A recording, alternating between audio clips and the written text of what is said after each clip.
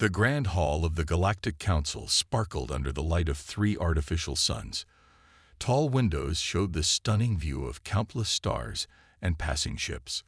At the center of the room, Council leader Zixtal rubbed his blue-scaled hands together nervously as he read the old warning for the 100th time. The warning was simple. It was written in every major language of the galaxy and carved into a block of indestructible metal. The humans sleep. Let them rest. Below these words was the signature of Carol Bennett, the last human ambassador to the Galactic Council. Zixtal remembered the stories his grandfather had told him. 300 years ago, the humans had announced their decision to enter a long sleep. They had built amazing technology, reached the stars, and then simply decided to take a very long nap. Nobody knew exactly why. Some said they were tired of the galaxy's constant fighting. Others thought they were preparing for something bigger. "Sir," a young aide rushed into the hall, her antenna twitching with worry. "The Zaxarians are moving their ships again. They're getting closer to the Forbidden Zone." Zixtal sighed. The Zaxarians were new to the galactic community. They were aggressive, curious, and didn't like following rules. They especially didn't like being told that certain parts of space were off-limits. "Show me," he said. A large map appeared in the air.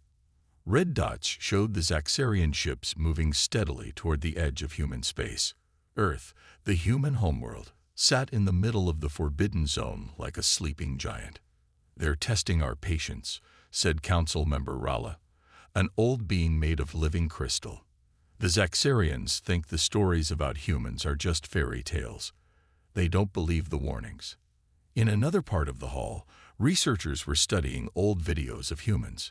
The recordings showed them building massive ships in just days, healing terrible injuries in hours, and using weapons that could reshape planets.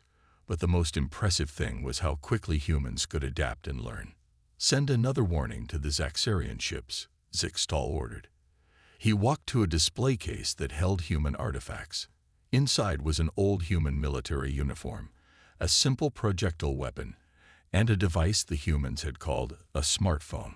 Simple things, but they showed how fast humans had grown from using basic tools to reaching the stars. "They're not answering our signals," the aide reported. "The Zaxarian science vessel Truth Seeker has changed course. They're heading straight for the human colony on Mars." Rala's crystal body made a sound like breaking glass, their version of a laugh. "They think they'll find ruins and empty cities. They don't understand that human technology kept working while they slept. Their defenses are still active." Zixtal touched the display case gently. "The humans were kind to us. They could have taken over the galaxy before their sleep, but they chose peace. They even helped solve the Great Plague before they went to sleep." The aide's antenna drooped. "The Zaxarians say that if the humans were really so powerful, they wouldn't need to hide in hibernation. They think it's a sign of weakness." "No," Rala said firmly. "It's a sign of wisdom. The humans knew they were advancing too quickly. They chose to sleep until they were ready for their next step. And they were very clear about one thing. They didn't want to be woken up early." On the map, the Zaxarian ships moved closer to Mars. Warning buoys left by the humans started to flash, sending out signals in every known language. "Restricted area. Do not APPUROH. Automated defense ISTOISTMs active." "Should we send warships to stop them?" the aide asked. Zixtal shook his head. "No. The humans left very specific instructions. We're not supposed to fight in their space. Their automated systems will handle it. And if the Zaxarians get past the automated defenses, then," Rala said quietly, "they'll learn why every spacefaring race in the galaxy agreed to let the humans sleep. Some species need to learn their lessons the hard way." The council members watched as the Zaxarian ships passed the first warning buoy. Alarms began to sound throughout the council hall. The time of peace was ending. The humans were about to wake up, and the galaxy would never be the same again. The first pod opened with a soft hiss. Inside, Linda Martinez's eyes fluttered open for the first time in 300 years. Her mind was clear. The sleep technology had worked perfectly. Warning lights flashed red across the curved ceiling of the stasis chamber, and she knew something was wrong.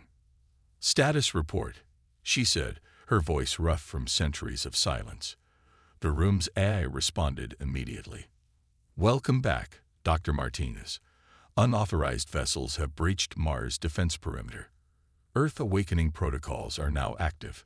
Current time is 2:47 a.m. Earth Standard Time, April 15, 2525. Linda sat up slowly, letting her body adjust. Around her, other pods were starting their wake-up sequences. Through the giant windows of the underground facility, she could see the sleeping city of New Denver beginning to light up, building by building. A hologram appeared, showing 3 sleek ships unlike anything from Earth's time. They were moving past the orbit of Mars, ignoring the warning buoys.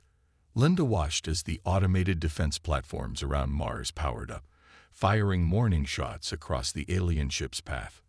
In another part of the facility, military pods were opening first, following the emergency protocols. Commander Peter Wright stepped out of his pod, already reaching for his uniform. The fabric adjusted to his body instantly, smart materials compensating for 3 centuries of storage. Peter nodded, checking the tactical displays that were coming online around them. "They picked the wrong day to ignore our warning signs. How many humans are awake so far?" "Military personnel are at 15% awakening. Civilian awakening is at 2%, starting with key scientific staff," the AI reported. "Defense networks are fully operational. All automated systems maintained during hibernation are functioning at optimal levels." Through the facility's windows, they could see more of the city coming alive. Streets lit up as maintenance robots emerged from their charging stations. The massive shield generators that protected the city began their startup sequence, creating a shimmer in the air above the buildings. Linda watched the tactical display as the message was sent in all known galactic languages. "You have entered restricted human space. This is your final warning. Reverse course immediately." The alien ships continued forward. On the display, Linda could see them charging their weapons. "They're not listening," she said quietly. "Their mistake," Peter replied. He turned to the AI. "Wake up the orbital platforms. Show them what they're dealing with."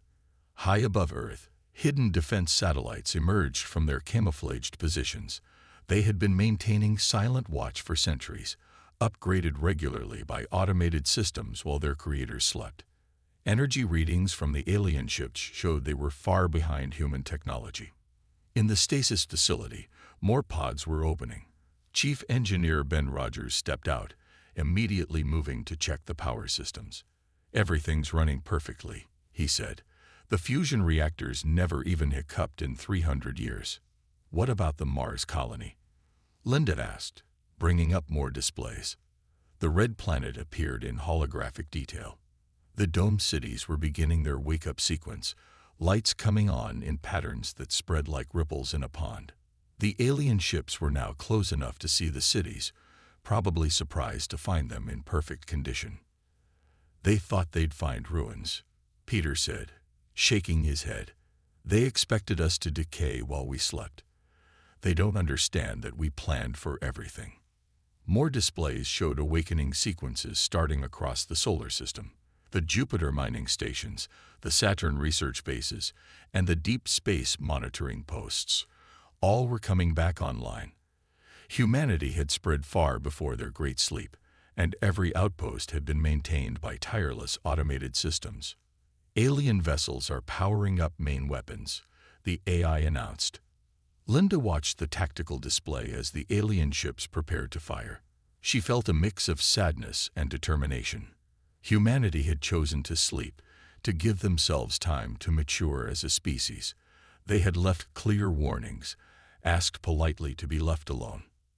Now they were being forced awake by a race that didn't understand the meaning of respect.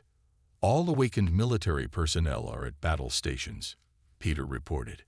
"Defense platforms are ready. Should we show them why they should have let us sleep? Linda nodded slowly. Around them, the city of New Denver was now fully awake, its shields humming with power. More humans were stepping out of their pods every minute, ready to face whatever challenges this new age would bring. Let's teach them about the consequences of ignoring warnings, she said. Activate Defense Protocol Omega. Let's show them what a rudely awakened humanity can do. Captain Susan Miller stood at the command center of Earth's primary defense station, watching the Zaxarian ships approach. The aliens had ignored every warning, every chance to turn back. Now they were about to learn why that was a mistake. All defense systems are online, reported her second-in-command, Jack Howard. The aliens are trying to scan our facilities. Their technology is primitive compared to ours. Susan nodded, studying the holographic display. The three Zaxarian ships looked like silver arrowheads against the black of space. They were beautiful, but their weapons were charging, showing their hostile intent. Send one final message, she ordered. Let's give peace one last chance. The message was simple. This is Captain Susan Miller of Earth Defense Command. Your presence has forced us to wake from our sleep. Withdraw now, and no action will be taken against you. The reply came quickly. On the main screen, a reptilian face appeared. The Zaxarian captain had scales that shimmered like oil on water, and eyes that glowed with a proud light. We are the Zaxarian Empire, the alien said. Your sleep has made you weak. Surrender your facilities for study, and we may let you serve us. Around the command center, the human crew exchanged looks of disbelief. After 300 years of peaceful sleep, this was how first contact would happen. They're launching fighters, Jack reported. 20 small craft, armed with energy weapons. They're heading for the Mars colony. Susan straightened her uniform. Active Defense Protocol 1. Show them what weak looks like. The first line of Earth's defense grid came to life. Satellites that had been invisible moments before appeared, their advanced cloaking systems dropping. The Zaxarian fighters flew straight into a web of energy beams that shut down their engines without harming the pilots. Enemy fighters disabled, the AI announced. No casualties. Shall we bring them in? Yes, Susan said. Tractor beams only. Let's show them we can be gentle. The larger Zaxarian ships moved forward, probably trying to rescue their fighters. They fired their main weapons, bright beams of energy that should have destroyed anything in their path. Instead, the beams hit Earth's defensive shields and disappeared. Their weapons are using outdated physics, Jack said, checking his readings. They haven't discovered quantum phase shifting yet. Should we show them how it's done? Susan shook her head. No lethal force. These aliens are arrogant, not evil. Activate the containment field. A sphere of soft blue light expanded from Earth's defense platforms surrounding the Zaxarian ships. Their engines flared as they tried to escape, but they couldn't break free. Attention Zaxarian vessels, Susan broadcast. Your ships are now contained. Your fighters are unharmed and will be returned to you. This is not a fight you can win. The Zaxarian captain appeared on screen again, but now his proud look was gone. How? Your race was sleeping. Our scans showed no advanced technology. We slept, Susan agreed, but our machines kept working. 300 years of automated advancement. Would you like to see what else we can do? As if to answer her question, the Zaxarian ship's engines suddenly shut down. Earth's AI systems had easily broken through their computer defenses. All enemy ships are now under our control, Jack reported. Their weapons are offline. Life support is stable. Should I have them brought to the holding area? Susan looked at the scared faces of the Zaxarian crew on her screen. They had come expecting to find sleeping primitives. Instead, they had woken a giant. No, she said. Send them home. But first, let them watch.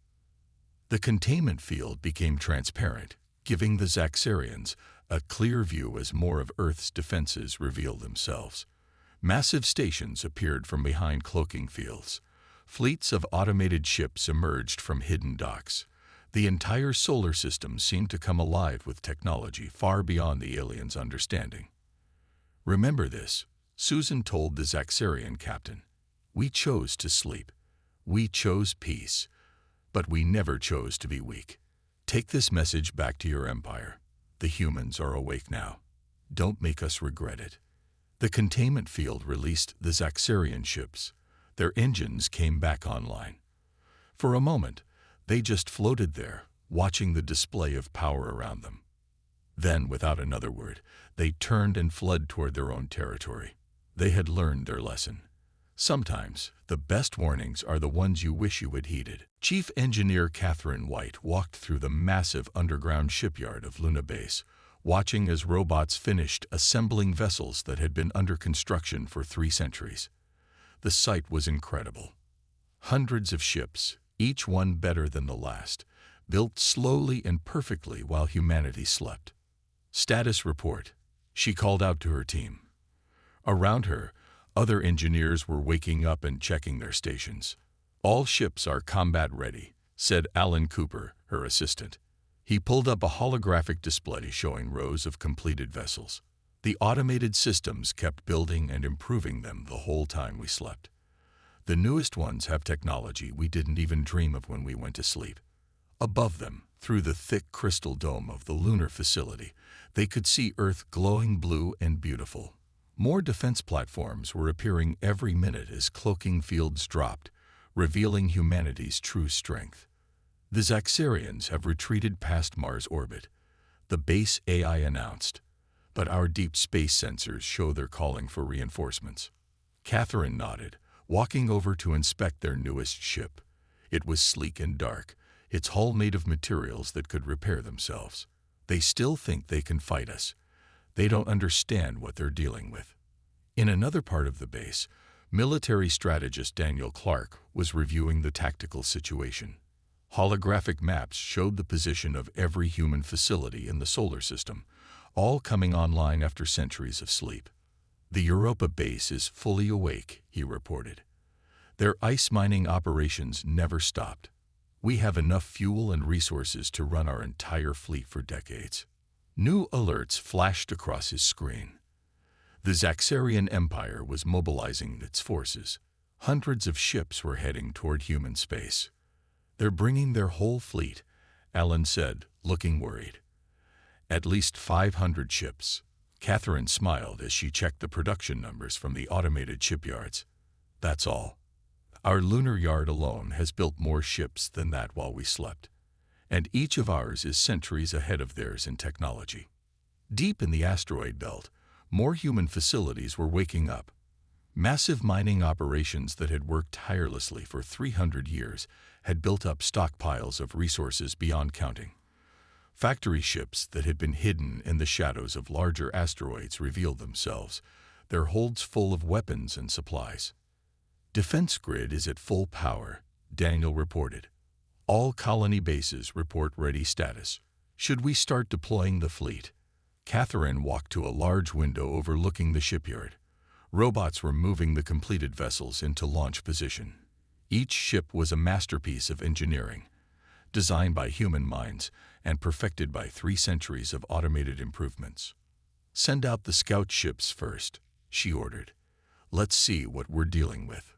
Small, fast ships detached from their docking bays and shot into space. They were almost invisible, their hulls bending light around them. They would reach the edge of the solar system in hours, gathering intelligence on the approaching Zaxarian fleet. "Ma'am," Alan called out, "you should see this."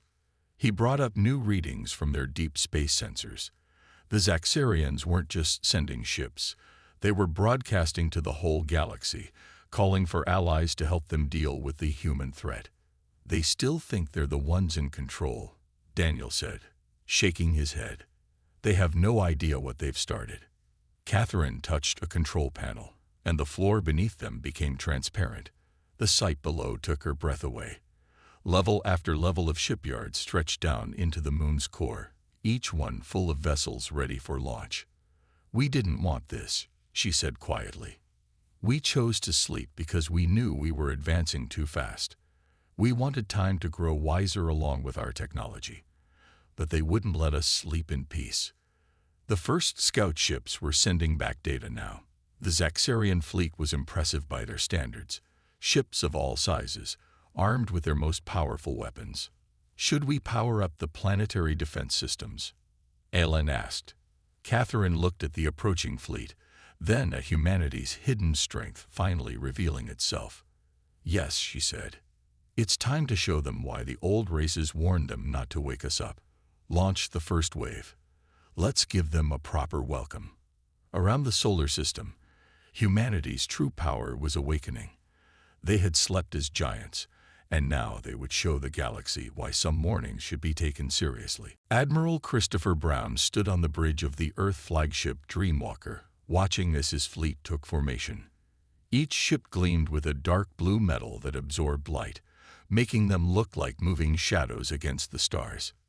Fleet status, he asked, his voice calm despite the tension in the air. All ships report ready, said his communications officer, Amanda Turner. She worked at her station, coordinating with the hundreds of vessels that had emerged from Earth's hidden shipyards. The deep space outposts are responding too. Looks like our colonies kept building while we slept. The main screen showed the approaching Zaxarian fleet. They had gathered over 500 ships, thinking it would be enough. They didn't know that humanity had built thousands during their long sleep. Message from Titan Base, Amanda reported. They finished waking up their crews. The gas mining operations never stopped. We have enough fuel to run the fleet for 20 years. Chris nodded, studying the tactical display. The Zaxarian ships were arranged in an attack formation that might have been impressive 300 years ago. Now it just looked outdated. How many of our ships do they see? He asked. None, sir, replied the tactical officer, Steve Mason. Our cloaking technology is generations ahead of their sensors. They're still trying to scan the solar system with basic energy detectors. The bridge crew worked quietly at their stations. They had all trained for this before going into hibernation.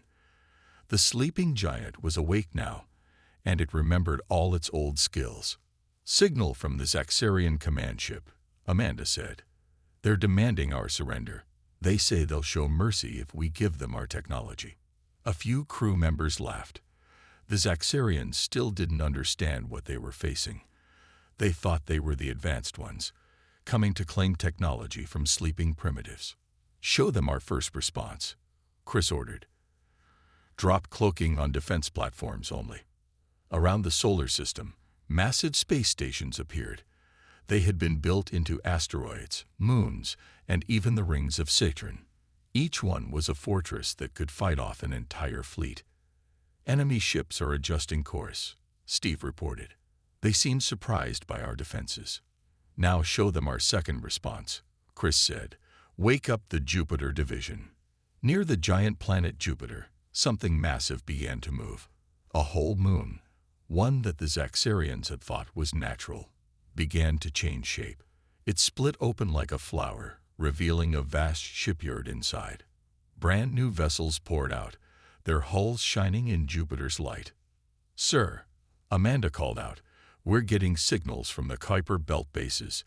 They want to know if they should launch too. Chris smiled. The Kuiper Belt, the ring of ice and rock at the edge of the solar system, had been humanity's secret backup plan. While they slept, automated factories out there had built an entire reserve fleet. Tell them to wait, he said.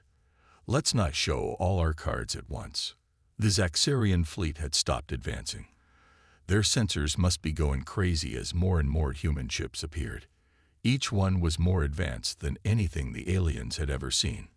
They're sending another message, Amanda reported. Their admiral wants to talk. Put them on screen, Chris ordered. The Zaxarian admiral appeared, a tall reptilian being with fear in his glowing eyes. What are you? He asked. How did you build all this while sleeping? We didn't build it while sleeping, Chris replied. We built the factories, then let them work while we slept. 300 years of automated production and improvement. Would you like to see what that means? He nodded to Steve.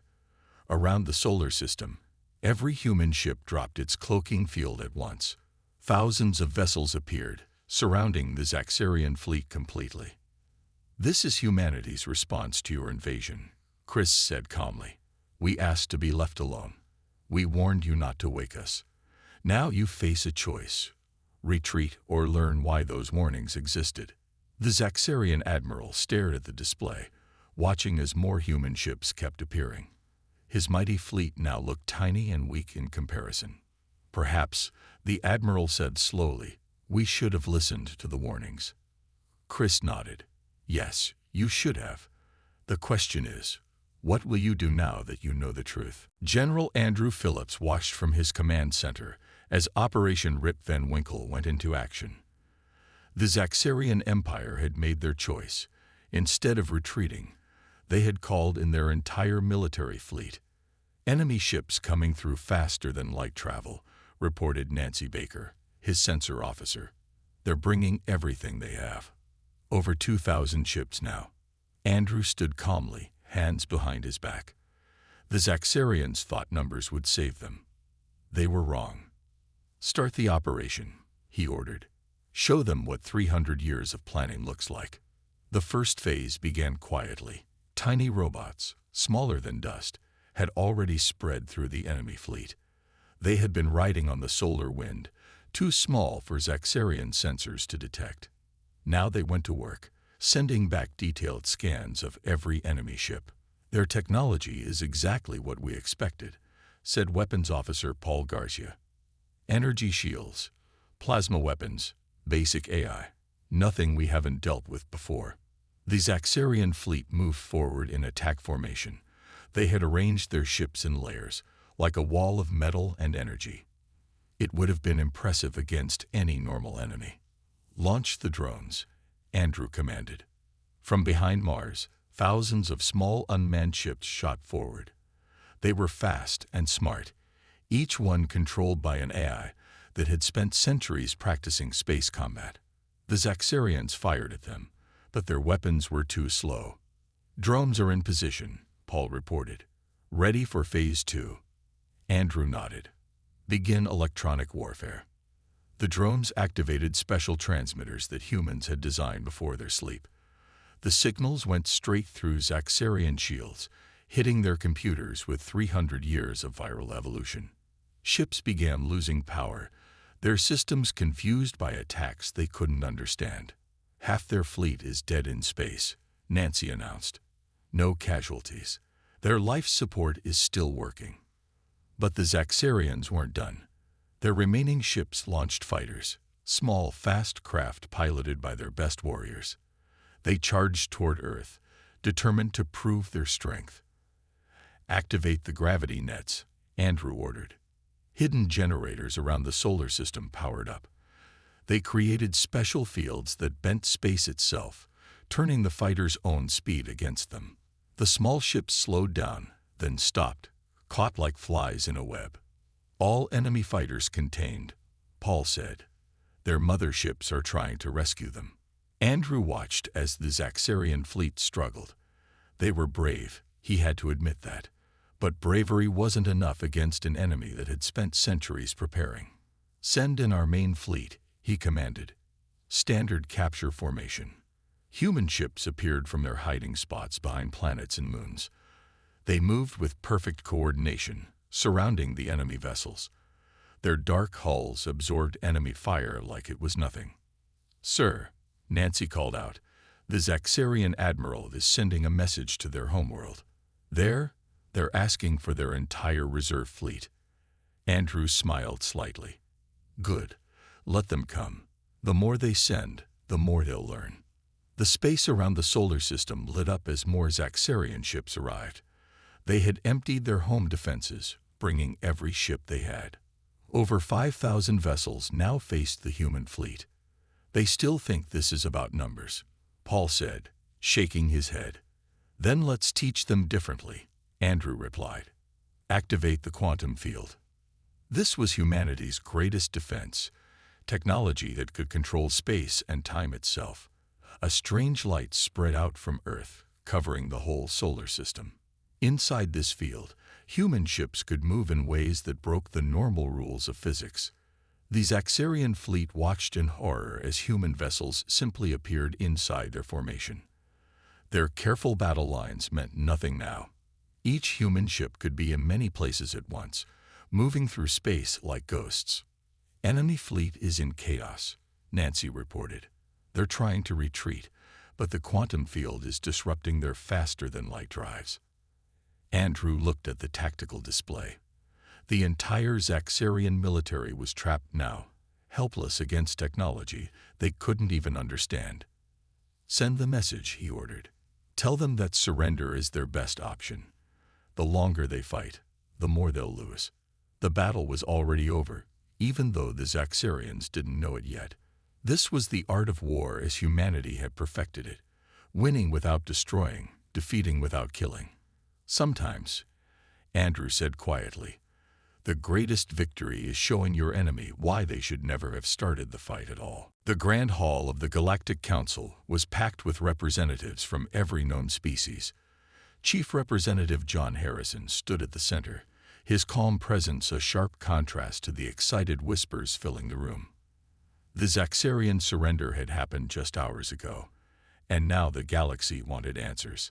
"The terms are simple," John said, his voice carrying easily through the hall. "The Zaxarian Empire will keep its independence. We have no interest in ruling others, but they will reduce their military fleet and accept human observers to ensure peace." The Zaxarian representative, still shaken from the battle, nodded quickly. Their entire fleet had been captured without a single death. It was a show of power that had shocked the galaxy. "But how?" asked a crystalline being from the outer rim. "How did you advance so far while sleeping?" Michelle Patterson, Earth's new diplomatic officer, stepped forward to answer. "We knew we were developing too quickly. Our technology was advancing faster than our wisdom. So we made a choice, to sleep while our automated systems continued to work and improve." Screens around the hall showed images from Earth and its colonies. Cities that had slept for centuries were now fully awake, their streets filled with life again. The massive shipyards around Luna were visible, their true size finally revealed to the galaxy. 300 years, John continued, of constant improvement. Our computers never stopped working. Our factories never stopped building. But most importantly, we never stopped dreaming. The council members watched in amazement as more images appeared. The quantum shields that could bend space itself. The self-repairing ships that could think and adapt. The tiny robots that could reshape matter at the atomic level. "We offer this technology to all peaceful races," Michelle announced. "Not all at once. That would be dangerous. But we will help guide you, teach you, just as we had to teach ourselves." A murmur of excitement ran through the crowd, but one voice spoke up in concern. "And if we refuse? If we don't want human guidance?" John smiled gently. "Then you live your own path. We're not conquerors. We're not rulers. We're teachers, explorers, dreamers. We only fought because we were forced to wake up too soon." The Zaxarian representative stood up slowly. We apologize for our actions. We thought we were strong. We thought the warnings were just stories. We were wrong." "Your apology is accepted," Michelle said warmly. "Now let us show you something better than war." The screens changed to show new images, plans for healing technology that could cure any disease, engines that could cross the galaxy in days, ways to rebuild dead worlds and make them live again. "This is what we dreamed of while we slept," John explained. "Not conquest, not power, but growth, progress, understanding. We wanted to wake up when we were ready to use our power wisely." The council chamber was silent now, every being there understanding at last. The humans hadn't been hiding in their sleep. They had been preparing, growing, learning. "The age of warnings is over," Michelle declared. "Now is the time for teaching, for sharing, for building something greater than any one species could create alone." Around the solar system, human ships were already helping the captured Zaxarian vessels return home. The quantum shields were being adjusted to protect peaceful trading routes. The tiny builder robots were being reprogrammed for healing and creation instead of war. "We offer friendship," John said finally, "to all who want it, even to those who tried to conquer us. Because that's what we learned in our long sleep.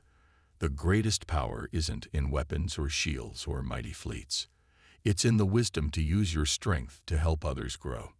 The council erupted in applause. Representatives from 100 worlds stood, cheering this new dawn. The humans had awakened not as conquerors, but as teachers. Not as destroyers, but as builders. "And now," John said with a smile, "the real adventure begins. Shall we explore the stars together?" The galaxy had learned its lesson. The humans had kept their promise. They had slept as giants and awakened as guides, ready to lead the way to a brighter future for all.